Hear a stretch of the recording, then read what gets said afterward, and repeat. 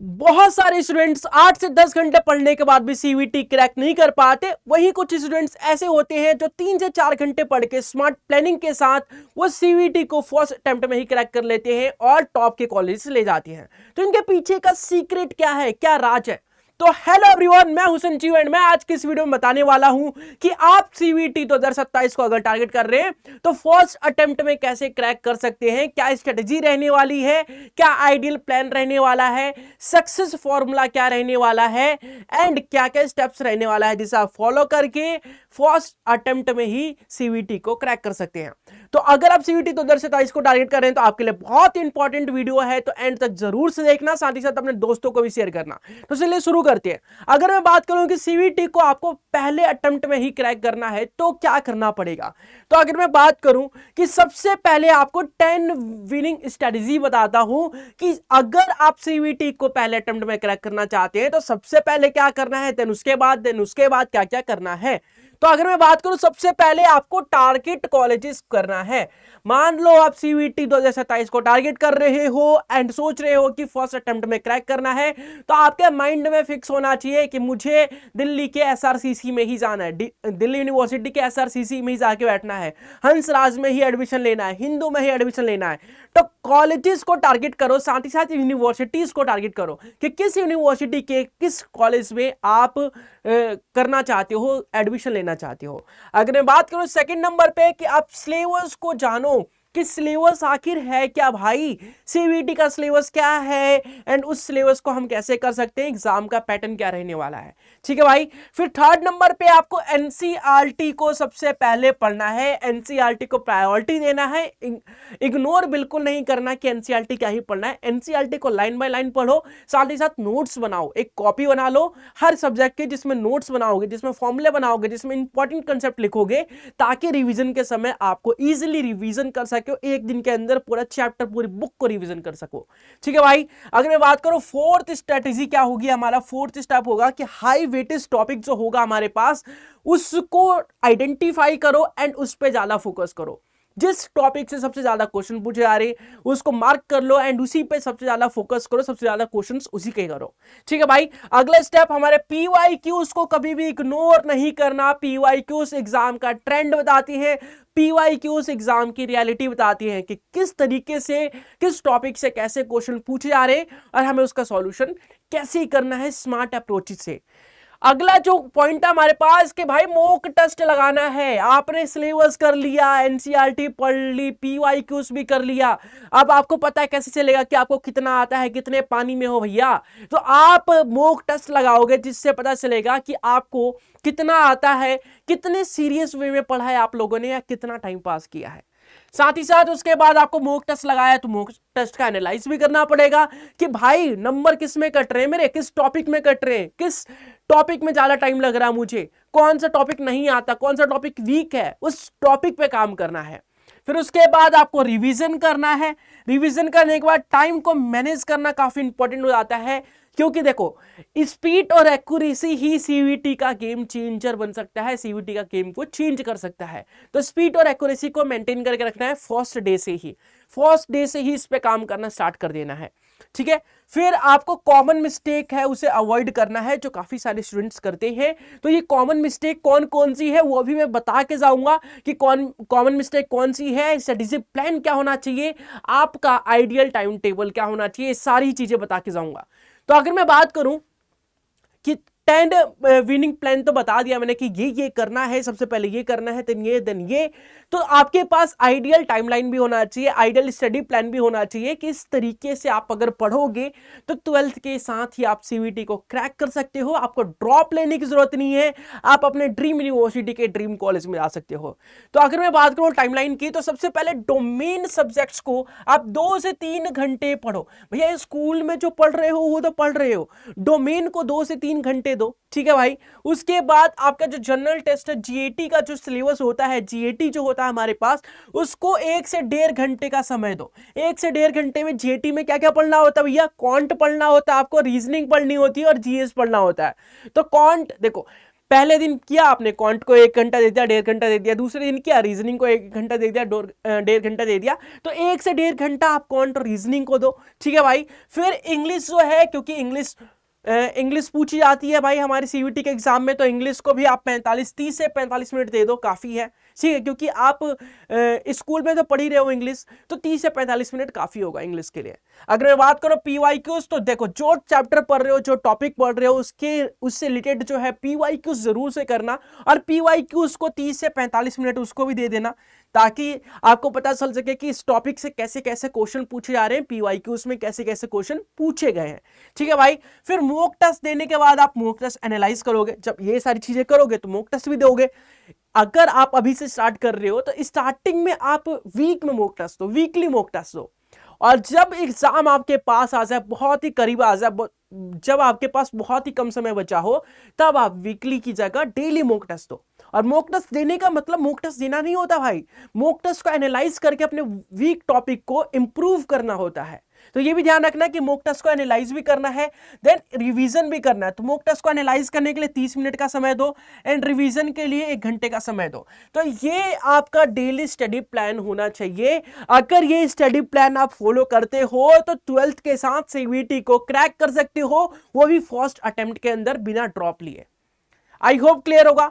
अगर मैं बात करूं कौन कौन से मिस्टेक है जिसे आपको अवॉइड करना है, जिसे बिल्कुल भी नहीं करना, तो अगर आप चाहते हो कि सीवीटी को फर्स्ट अटेम्प्ट में क्रैक करो, तो सबसे पहले आपको रैंडम प्रिपरेशन बिल्कुल नहीं करनी। आपको किसी एक चैनल, किसी एक प्लेटफॉर्म को पकड़ लेना है, एंड उसी पे जो भी चीजें बताई जा रही है स्ट्रेटेजी और रोड मैप के साथ फॉलो करना है उसे।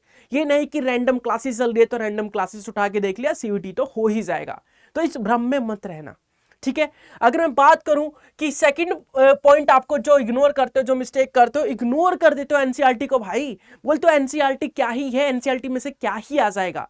बट सबसे ज्यादा जो क्वेश्चंस होते हैं वो एनसीईआरटी से ही आती हैं। अगर एनसीईआरटी को आप लाइन बाय लाइन पढ़ते हो, उससे नोट्स बनाते हो, देन आपका सीवीटी का 90% जो क्वेश्चन है उससे उसी से बन जाएगा, ठीक है। अगर आप बात करें पीवाईक्यू को, कई लोग स्किप कर देते कि पीवाईक्यू क्या होता है भैया, हम पीवाईक्यू क्यों करें। तो पीवाईक्यू आपको एग्जाम की हकीकत बताता है, रियलिटी बताता है कि आखिर है क्या, एग्जाम की औकात बताता है कि कैसे कैसे क्वेश्चन पूछे गए हैं। देन उसके बेस पे आप जज कर सकते हो कि इस टॉपिक से ऐसे क्वेश्चन पूछे जा रहे हैं तो मुझे ऐसी तैयारी करनी पड़ेगी। तो पीवाईक्यू को करना काफी इंपॉर्टेंट हो जाता है, उसे इग्नोर नहीं करना। बहुत सारे बुक को नहीं करना, किसी एक बुक को पकड़ लो, किसी एक टीचर को फॉलो कर लो, एंड वो जो जो बता रहा है उस पर भरोसा रखो एंड वो फॉलो करो, ठीक है। किसी एक बुक को पकड़ लो, बार बार उसी बुक को करते जाओ, ताकि आपको सारे कंसेप्ट क्लियर हो एंड सारे फॉर्मूले क्लियर हो, कैसे अप्लाई करना है, कैसे यूज करना है। आप उस फॉर्मूले के लिए पूरा मतलब गो थ्रू हो जाओ, उस फॉर्मूले के लिए पूरा आप रेडी रहो कि अगर वो फॉर्मूला आता है तो आप बिना देखे भी कर सकते हो, ठीक है। अगर बहुत सारे बुक्स करोगे तो आपको कोई सी भी बुक ढंग से नहीं आएगी, अच्छे से नहीं आएगी, और कोई से भी क्वेश्चन अच्छे से नहीं कर पाओगे। तो बहुत सारी बुक्स को फॉलो नहीं करना, बहुत सारी रिसोर्सेज को फॉलो नहीं करना, नो रिवीजन। ऐसा होता है कि आप लोग रिवीजन ही नहीं करते, आप सोचते हो बिना रिवीजन किए ही हम सीवीटी को क्रैक कर देंगे, तो ये सबसे बड़ा भ्रम है। अगर आपको सीवीटी को फर्स्ट अटेम्प्ट में क्रैक करना है तो रिवीजन करना काफी इंपॉर्टेंट हो जाता है।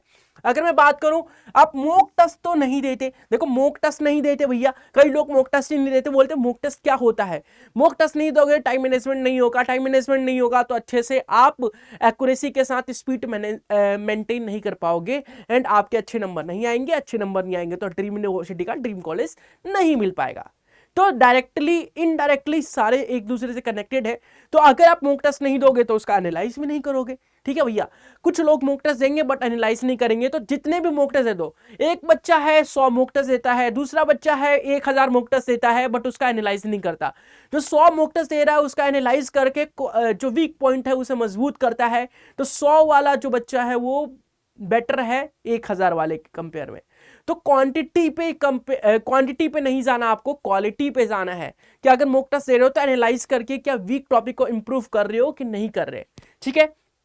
अगर मैं बात करूं पुअर टाइम मैनेजमेंट, तो टाइम मैनेजमेंट पे मैंने बता दिया कि स्टार्टिंग से ही काम करना है आपको, एंड आपको चेंजिंग स्ट्रेटजी फ्रिक्वेंटली। तो स्ट्रेटजी फ्रिक्वेंटली चेंज नहीं करना, आपको एक स्ट्रेटजी बना ली तो बना ली, उसी को फॉलो करना है। बार बार चेंज करोगे तो आपका माइंड पागल हो जाएगा एंड कोई भी कुछ भी फॉलो नहीं करेगा, ठीक है।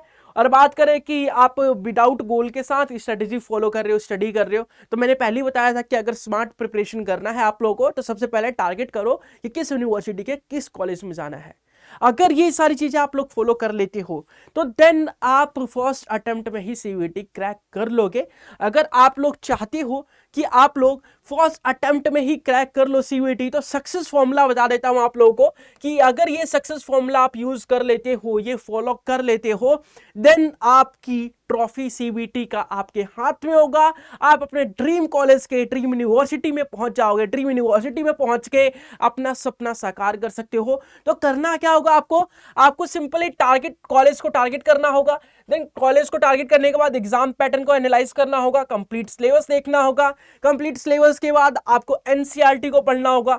एनसीईआरटी पढ़ने के बाद आप लोग क्या करोगे कि प्रैक्टिस क्वेश्चंस को करोगे। क्वेश्चंस की प्रैक्टिस करने के बाद पीवाईक्यूज करोगे। पीवाईक्यूज को करने के बाद मॉक टेस्ट देना है। मॉक टेस्ट के बाद एनालाइज, रिवीजन, फिर फाइनल सिलेक्शन।